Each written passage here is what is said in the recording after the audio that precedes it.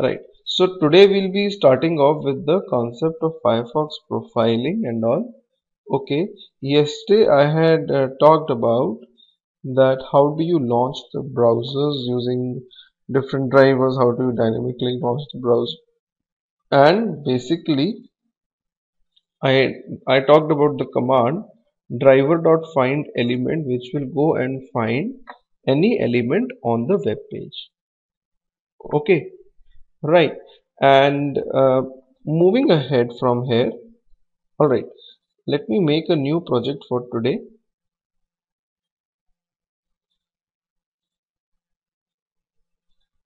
I'll make a new project.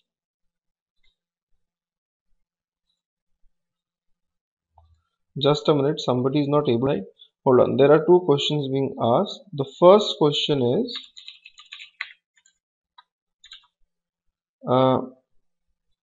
out here that I have a question. Is there any web elements that can't be automated using Selenium?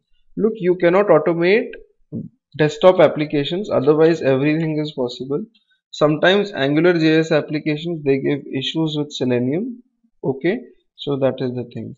There is another question being asked. Can you share the code of each class with a shared location? Yes. Saroj, today you will get an email having the details about the code and all, from where you can download the code which we make in the class every day. Okay, you will get an email. Fine. Right. So let us start. Out here I'll make a new project, day 5.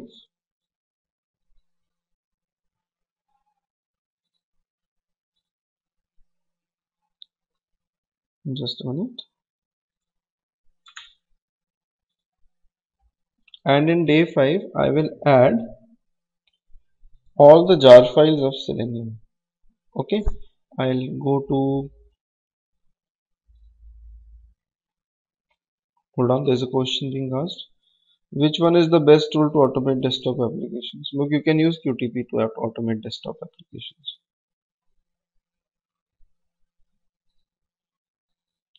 Right. I'm adding the jar files of Selenium. Okay, we are using the latest version. Right. Now, today I'll tell you, I told you other day, right, that there were versions of Selenium. Okay, we are using the version 3.4, I guess. Okay, and I told you that it is unstable. Right, and I told you that we can use the version 2.53. This is the most stable version of Selenium. Okay, after 2.53 version, what happened was 3.0 came up. This was unstable and they are still fixing the defects in 3.x. Right now the version is 3.4 and we are using that in the training. So today I'll tell you that what is the problem with 3.4. Okay, just be with me. So I've made this project day 5, which is on the version 3.4. Okay, and I will also make a new Java project. Okay, day 5 underscore Selenium 2.53. Okay, so what I'll do is that in this project day 5 Selenium 2.53, I'll add the jar files of the stable version of Selenium. Okay, this is 2.53. Okay, this is the main jar. I'll give you the jar files of this version after the class. Alright, now we'll start off with the concept of Firefox profiling. I'll start off in 2.53. Okay, look, the thing is, if I run the previous code which I had made in launchbrowser.java, we had made the code yesterday which was launching, say we launch Mozilla, and we will take that Mozilla to Gmail where we can enter the ID and all everything. If I run this code, you will see that a blank Firefox will open up like it was opening up yesterday. Hold on. Right, and it was taking you to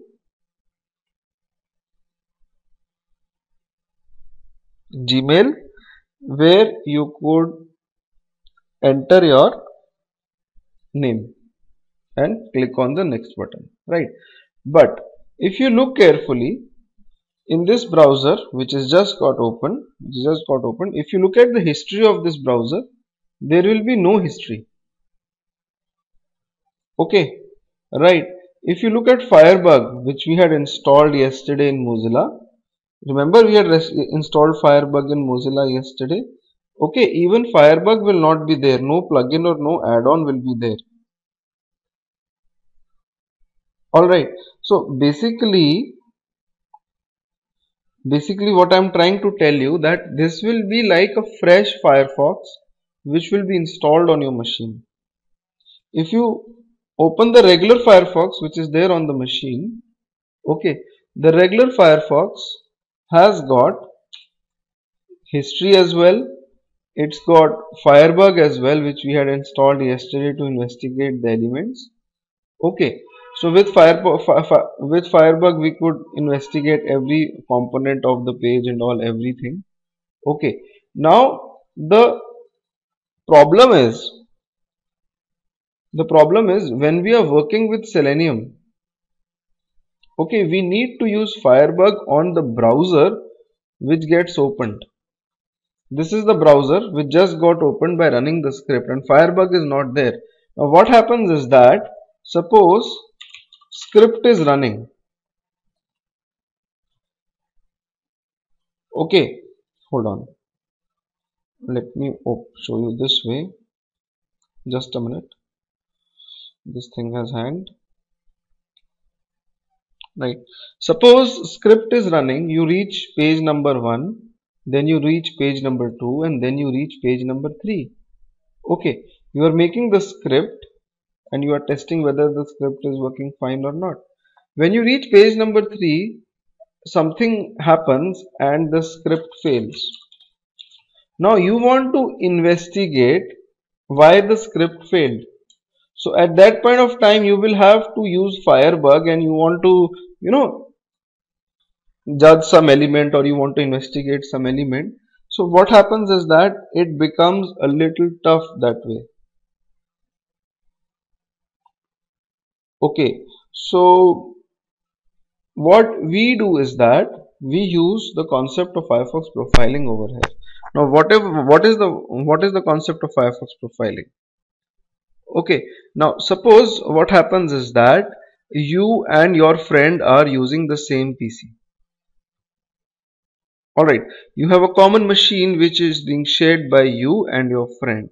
You want that when you open Firefox, you should see your set of settings, your set of bookmarks. Okay, even you will not see the bookmarks which were there in your regular Firefox. You won't be able to see the bookmarks in your Firefox which is opened by Selenium. Okay, so coming over to the concept of Firefox profiling, basically you can have a different instance of Firefox for different people who are using PC. Okay, you want that you should have your own set of settings in Firefox when you open Firefox, and your friend when he opens the Firefox on the same machine, he should have his set of settings and his set of bookmarks in Firefox. So this is possible through the concept of Firefox profiling.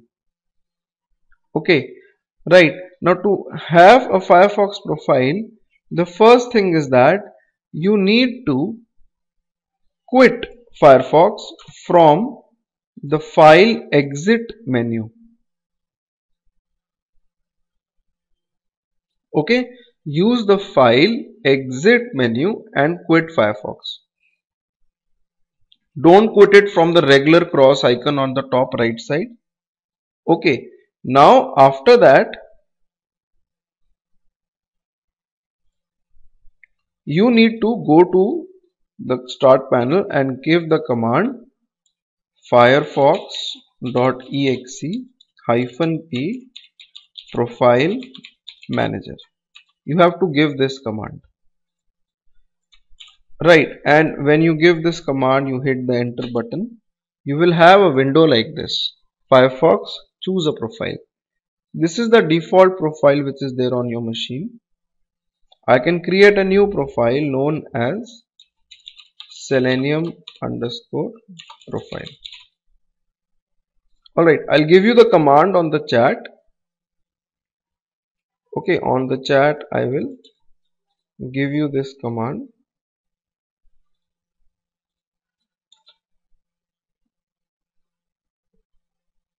Alright, and you can start the Firefox. So what will happen is that the Firefox which will be launched will be like a freshly installed Firefox on your machine. It will have no history, it will have no bookmarks, it will have no add-ons and all which were installed in the earlier profile. I hope you are able to understand. Okay, so with this command I can go to file exit again and I can fire the same command.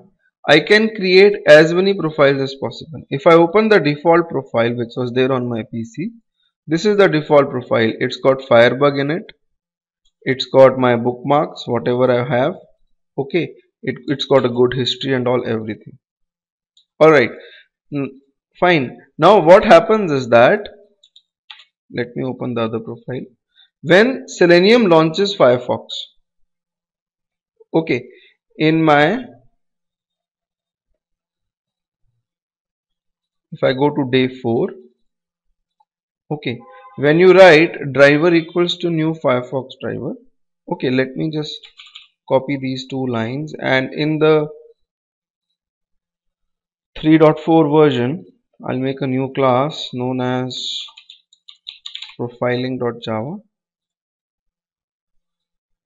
I'm using the project for 3.4 right now. Okay, the Selenium version 3.4. I've made two projects. For one, this is for 2.53. You can rename this project. I'll rename this project to the shortcut for renaming is F2. You can hit F2. You can rename the project Selenium 3 version. Okay, right. So what I have done in Selenium 3 version, I have made this class profiling where I have created the object of Firefox Driver. So when I run this code, I hope everybody is watching the videos from the previous class. Okay, you get a profile, you get a Firefox which is brand new, just like a brand new profile. It's got no history. Okay, right? It's got no Firebug and all, anything. No bookmarks which you had made. So what Selenium does is that when you write this line, when you launch the browser, okay, what Selenium does is Selenium will create its own profile which gets destroyed when the program is over. So every time you run the program, Selenium creates a new profile of Firefox. You don't want it to do that. Okay, you want that you should be able to launch an existing profile with Selenium. Okay, we had created this profile, just a minute, just 1 minute. We had created this profile, Selenium profile. Probably in this profile what I'll do is that I'll just go to Google and I will bookmark the page. I can also install Firebug and all in this. Okay, I'm not doing that right now. Okay, now what I want is that I want Selenium to launch this particular profile, Selenium underscore profile, so that in this profile I can have Firebug and I can investigate the web page when the script is running. And this is very important. Looks like a small thing, but when you write huge scripts, okay, you need this. Alright, so to do that, what do I do? To do that, the first thing which you will need to understand is, just a minute, in day 2, I had explained you the concept of constructors, right? that you can create a class and you can create two constructors, like I created the constructor of the class. Similarly, what we have got is we have got constructors for Firefox Driver class. Okay, what you need to do is that, hold on, let me come back to 2.53 version project. Okay, I'm leaving this 3.x because profiling concept doesn't work in Selenium 3. Okay, they are going to fix it. Right now it is not working. So I'll use the version 2.53 of Selenium, and obviously if I'm switching back on the version, I will have to use an older version of Firefox. Okay, so in my PC, I'll just close Firefox. I'll install, you can install Firefox 40. Okay, Selenium will work, Selenium 2.53 will work on Firefox 40. Actually, as I told you, with Firefox, the latest version of Firefox works with 3.4 version of Selenium, and 3.4 is unstable and it is giving issues. So I'm moving to the stabler version of Selenium to make you understand the profiling concept. Okay, so hold on. Right, so this is the version of Firefox, and you see that this is the Selenium Profile browser which got the Google bookmark. Only thing is I've degraded the version of Firefox. Alright, now out here you can go to tools options and go to advanced and go to network and select the option, sorry, not network, update. Select the option never check for updates so that the browser doesn't get updated automatically. Okay, right, and this is, I'll write it over here. I'm using 2.53 version. With Firefox 40 you can use Firefox 40 or lower, you can use. Alright, fine. Now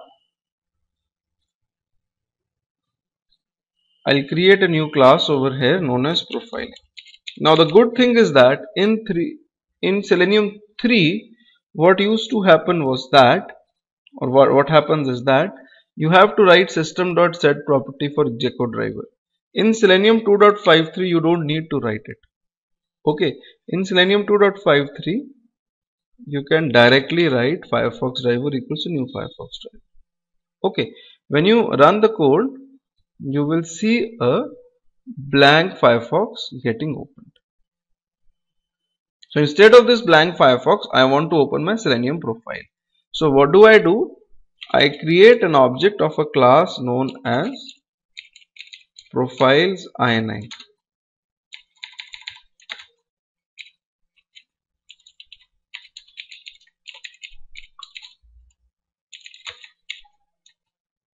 Hold on. This class represents all the Firefox instances of all the Firefox profiles on your PC. Okay, so you write over here from all the profiles, get me the profile named as Selenium underscore profile. So this will give you the object of a class known as Firefox Profile. Okay, right, and there is an internal class in Selenium known as Firefox Profile. Okay, which represents the generic profile of Firefox. And when you launch the Firefox driver, you pass over this profile object over here in the constructor of Firefox driver. So this will launch the Selenium profile. So when you run this code, this will launch browser. It will have Google as the bookmark. You see that it's opening the same profile. If you want in this profile, you can install Firebug. You can go to Google and type Firebug Firefox. Right. You can go to the first link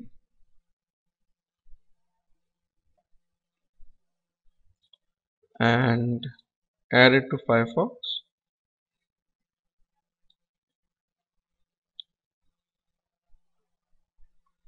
Hold on. you will see that it gets added over here. When you click on it, it says deactivated. Maybe this version, if you get this message that Firebug is deactivated, okay, if you go to tools, add-ons, look, these are small things, but they will actually trouble you a lot.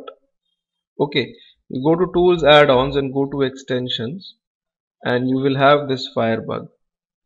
Okay, it looks enabled over here, but if I go to a simple website, say if I go to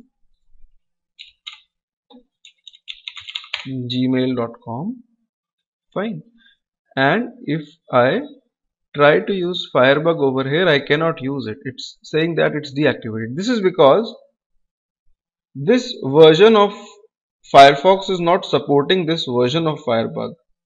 Okay, so you have to search for the right versions. Alright, you can go to tools, add-ons, and you can remove this Firebug first of all. Okay, right, and you scroll down, you will have the older versions of Firebug. You can go to any older version and check out the compatibility. Okay, right, I will install the version, a little older version, maybe this one, and I'll try that. I am not remembering which version was working with Firefox. I'll tell you after the class. Okay, I have written it somewhere. Okay, so the Firebug gets installed and it's again deactivated. That means that it's not compatible, but I'll tell you the version, don't worry. Okay, I'll tell you the version which is suitable for that. I've written it somewhere. I am not remembering. Okay, right. So now the thing is, Firebug is installed. That is the biggest thing. If I am launching my browser now with this code, you will see that Firebug comes up in the, hold on. Okay, Firebug is not coming because it was deactivated, right? That's why it's not coming. Otherwise, it would have come up. Okay, right. I'll tell you the stable version of Firebug and it will certainly come up. So, but the thing is, you will have to write this code. Profiling concept of Firefox is very important. Okay, sometimes you have to use proxy to run your scripts. So you can create a Firefox profile and do this proxy settings on it and you can run the script. Okay, anyone with any questions, please let me know.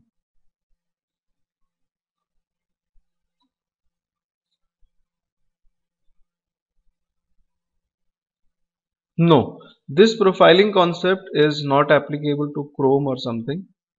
Okay, Chrome or IE, it is not applicable over there. It's a small thing, but it can be really, it can be a showstopper when you actually don't, when you actually don't have the means to investigate the page source and all. Okay, it can be really a big problem at that point of time. Alright, fine. So, just a minute. There is a question being asked. How this concept is applicable? That is what I am telling you, Shailja. When you will be writing scripts, suppose we are building a big framework having 100 test cases. If the script is failing in between, you will have no means to investigate the web page if you don't have the Firebug installed in the browser on which the scripts are running. Okay, right, so that is the thing. Now this is over Firefox profiling. I'll tell you the version after the class. Okay, I'll have to check it out. Probably I'll mail you as well. Okay, right, now the next thing is XPath. This is important. Okay, yesterday I had talked about how Selenium works and I told you that Selenium works on the page source and we installed Firebug and all everything in Firefox. Okay, right, and we saw the ID and name attributes and we discussed the class attribute as well. Out here in the program which I had made yesterday, in day 4. You can try to write the same script for Selenium 3.x. It will not work. You can try to do it. Okay, I'm not doing it because I'll have to upgrade the version of Firefox and then do it. Okay, you can try it. This will not work. Okay, so in day 4,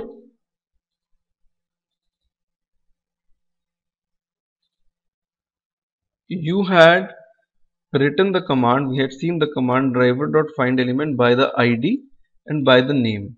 And I told you that suppose if I'm on the Gmail page, I took the easiest possible example with you. Okay, I took this text field. Actually, this mobile view is coming up.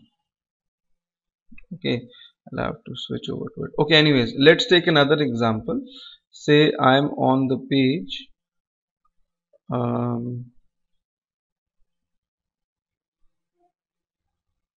in .rediff.com. I go on this website and I click on the sign in link. Okay, if I investigate this field over here, the username field, then it's got an ID. If a field has got an ID, it really becomes easy to identify that field. Okay, because after opening the browser, you can simply write driver.get, go to that URL. Okay, and as we had done yesterday, you can simply write driver.find element by the ID of the field. Okay, you can give the ID login1. Look guys, I am not taking any project right now. I am not taking any big application right now, which people generally expect in the training. Okay, I am taking the basics first. Once we are done with that, once you know how to write simple codes, we will combine everything and we'll do an end-to-end project as well. So at times people they get restless during the training that what am I doing? So just be with me. There are lots of concepts which you need to learn before actually jumping onto the project. Okay, right? So now driver.find element by the login ID login1 dot send keys. You can type in something in this username. Okay, I told you yesterday the send keys is used to type something. So I'll just type hello, and when you run this code,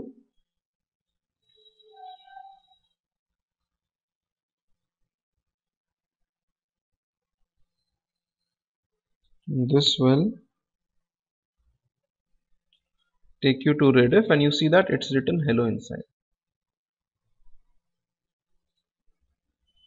But every time you will not get an ID. For example,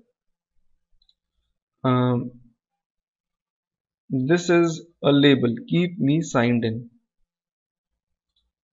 Okay, it's a label, keep me signed in. I want to read the text, keep me signed in. Or I want to say on this web page,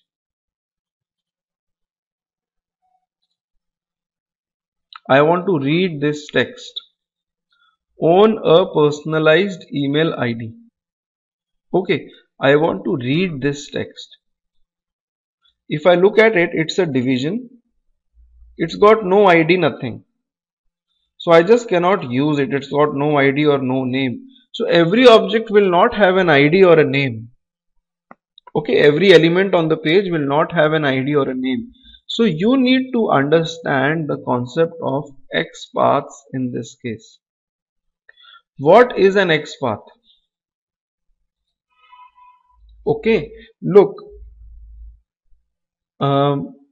everybody has a name, everybody has an address. Okay, your name uniquely identifies you in a group of people. So similarly, XPath is something you can say it's the name of the element, or it's rather the address of the element on the web page. You have an address, that address belongs to you. Okay, right. So similarly, every element on a web page has an address, and that address is known as an XPath.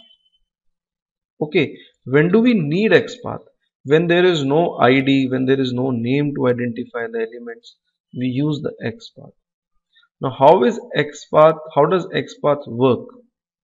Okay, look, there are basically two types of XPaths. One is known as complete or absolute XPath. One is known as partial XPath. Okay, right. So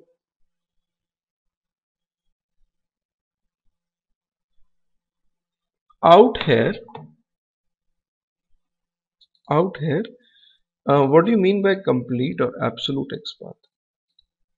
For example, taking example of this username field. Okay, this is the input tag. If you look at the HTML hierarchy over here, the base tag on this page is HTML. Okay, and the input tag is present somewhere over here. Alright, inside this base tag HTML, there are two tags, head and body. Okay, we are interested to go inside the body tag because the tag of our interest, which is this input tag, is inside the body tag. Okay, right. So what we do is that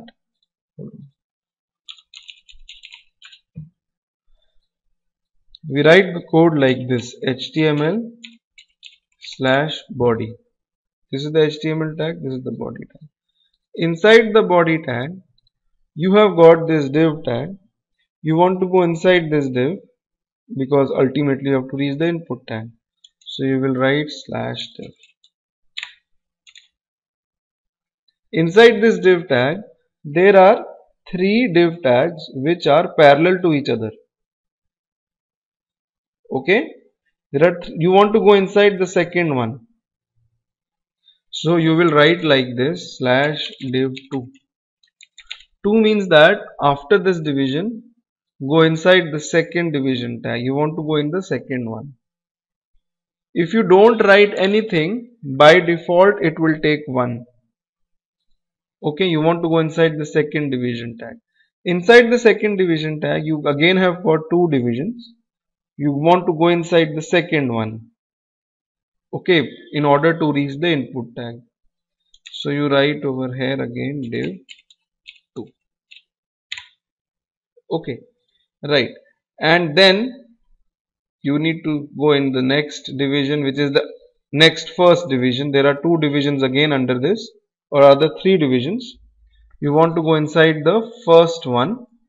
Okay, so you can just write div over here. This will take the first one, or if you want to be specific, you can write 1 also. It's completely your choice, or you can omit this one. Okay, so it will go inside the first division, which is this one, and inside it you have this, again you have this division, then there is a form tag. Okay, so you can write like this /div/form. Under the form tag, you have got again another division. Under that, 4-5 divisions are there. You want to go inside this one. Okay, so you will write div/. We have reached till this point. Under this, you have got many divisions. You want to go inside the first one, and under the first one you have the input tag. So you can write over here div, be more specific, 1/input. So this is how you can make your complete XPath. Okay, the complete XPath will start from the root of the document and it will go till the tag of your interest. So you traverse the tags. Now making this looks tough, right? Making this looks tough, but you don't have to make it yourself. There are tools available for this. Okay, you can install a plugin. There is a plugin known as FirePath which gets installed on top of Firebug.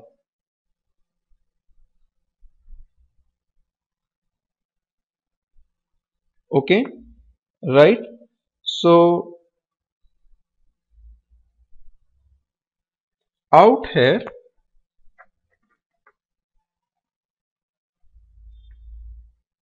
what we will do is that, just a minute, we'll go to Google and type Firebug FirePath. You install a plugin known as FirePath on top of Firebug. Okay, FirePath is a plugin. You go over here and add it to Firefox. Once you add it, you will have this section known as FirePath generated over here. Okay, with this FirePath, you can select the option generate absolute XPath. Okay, right? Generate absolute XPath. So it will generate XPaths. If you click on this arrow, if you move your mouse over the page, suppose if I move my mouse over the search field, it will give me the complete XPath of this search field. Okay, if I go to the Gmail page, hold on.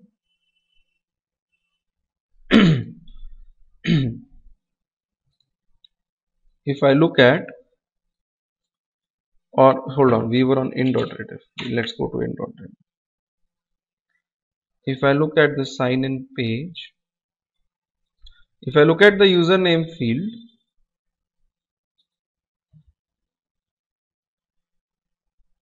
right, the username field has got this XPath. Okay, and this is the complete XPath. I am generating the complete XPath. Okay, right, but you should refrain yourself. Look, I have done some mistake, I guess, in generating this, or maybe my mine is also correct. Look, if you want to generate, if you want to use this kind of XPath, you can use it in the code. I can write the code. You don't have to calculate the XPath yourself. You can use Firebug and FirePath.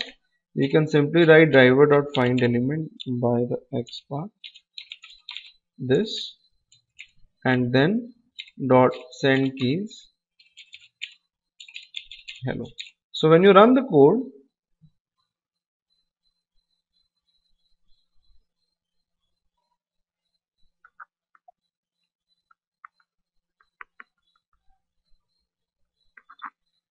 it will go and type in hello over here. Okay, right, it will work. But there is a problem in the complete XPath. In my application, if I use complete XPaths, the problem which I will face is that if something changes at the root level, say developer changes something over here, he adds or he removes few tags or names, then what will I do?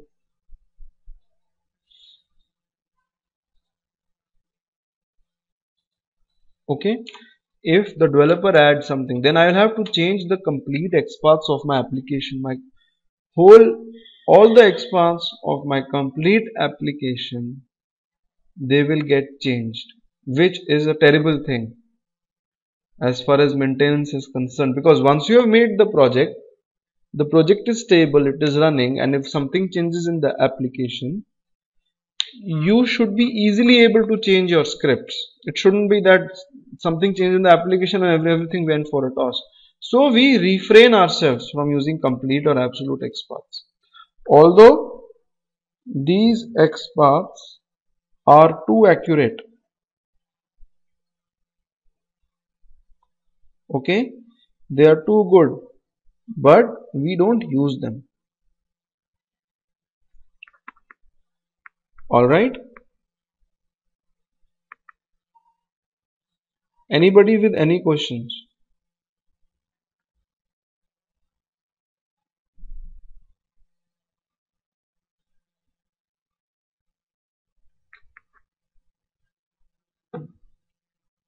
Right.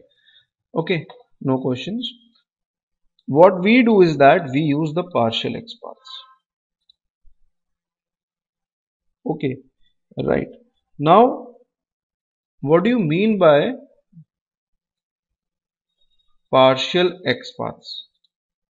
Okay, I will just go here and unselect the option generate absolute XPath. And if I move my mouse, if I see the username field, it will give an XPath like this. I'll tell you. Look, partial XPath starts from double slash. Okay, right. Out here,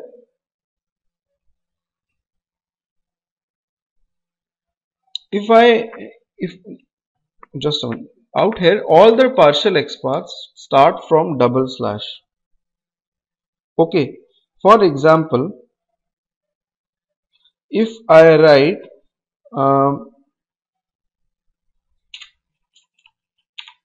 double slash star, this means all elements on page, all the elements.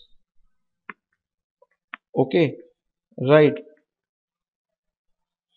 If I write double slash a, this means all links on the web page.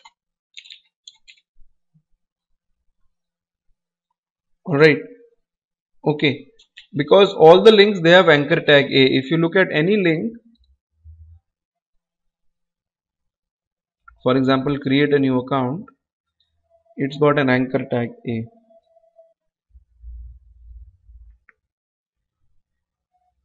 Right, okay. Anybody with any questions?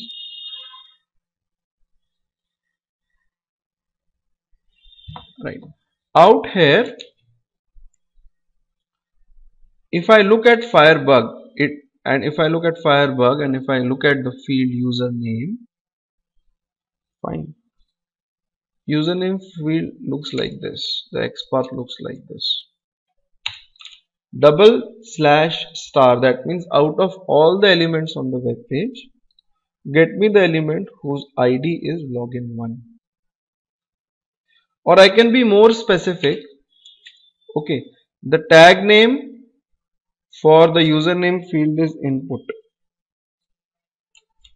Okay, so if you write, we can write something like this, that double slash input, that is out of all the input tags on the page, get me the tag whose ID is login1. So in partial XPath, you give the tag name and you get the properties. So I can give any two of these. I can put anything in the code. I can put this as well, and in the code I can write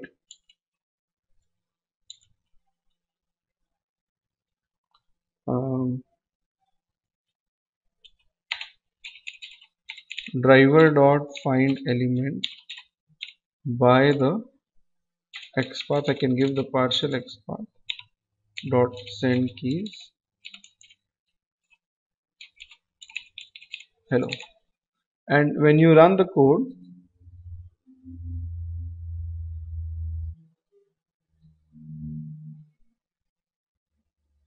you see that it works. Output will remain the same, but we have used the partial XPath over here. Partial XPath is always formed on basis of ID. Okay, right. For example,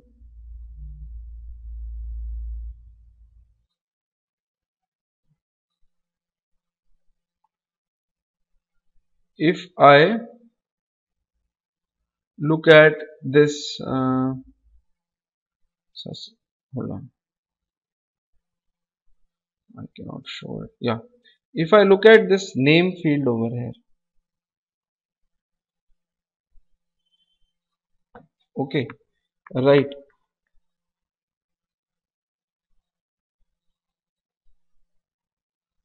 right. Uh, just a minute, my PC has hanged.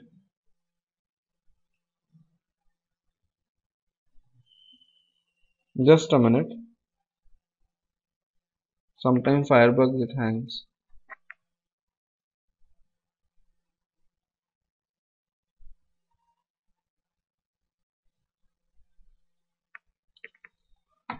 Yeah, it's okay. So if you look at this name field or say this pin code field, alright. Now what happened was that this pin code field, input field has no ID. Okay. So what happens is that this input field, you can see this is the third input field under this division. So Selenium jumps to this particular division. Okay, right. For example, what happens is that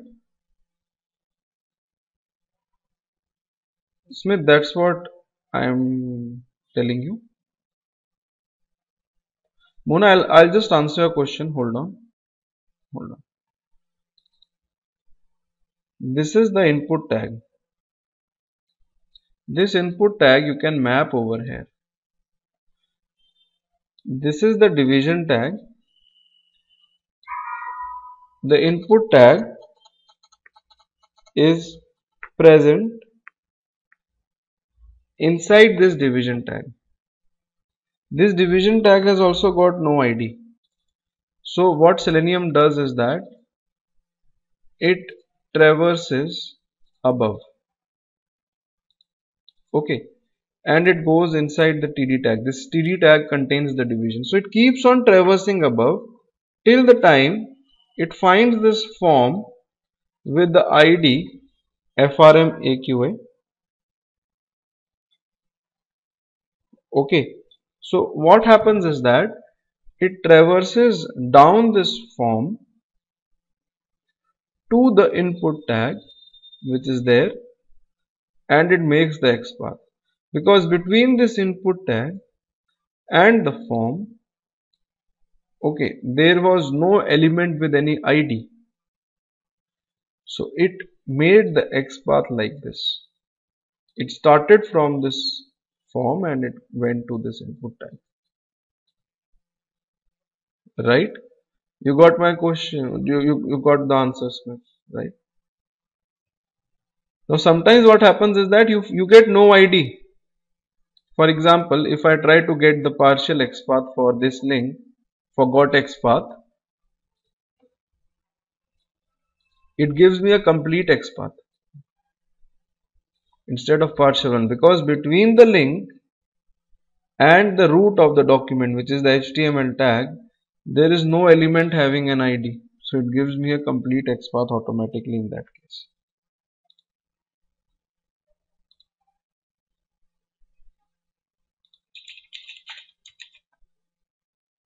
Okay, right?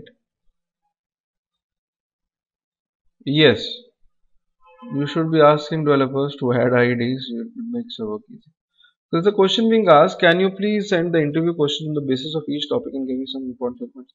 Look, Mona, the thing is, there are no interview questions, generic questions like these.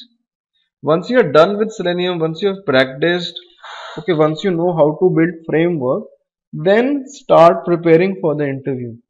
In the pre-recorded sessions, if you look at the pre-recorded sessions, hold on,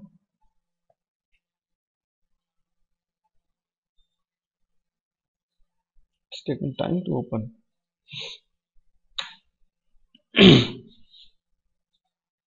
If you log in into your account, in the pre-recorded videos, in the last module, I've covered interview questions in 3 hours, but don't watch this module.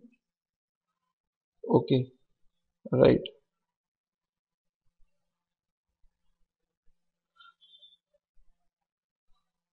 right? So you should watch this module in order to prepare for interviews. Okay, right. Now,